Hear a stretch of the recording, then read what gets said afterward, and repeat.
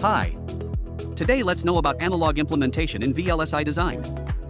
Analog implementation starts with developing a high-level specification of the design. This includes the functionality and power, performance and area, PPA, targets of the design.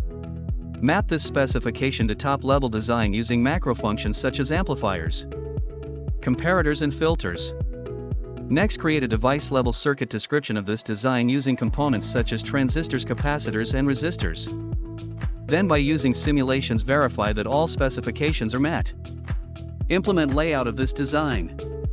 Then extract the layout and re-simulate to ensure design still operates as intended with parasitics included from layout. Once complete, the design is ready either for manufacturing or integrating into large digital designs, which is also referred as analog mixed signal designs. Interested in a VLSI career? Reach out to us.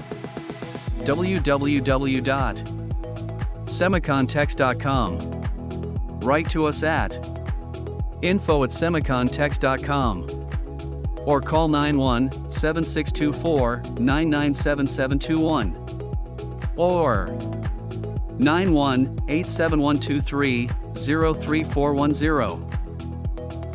Thank you for watching.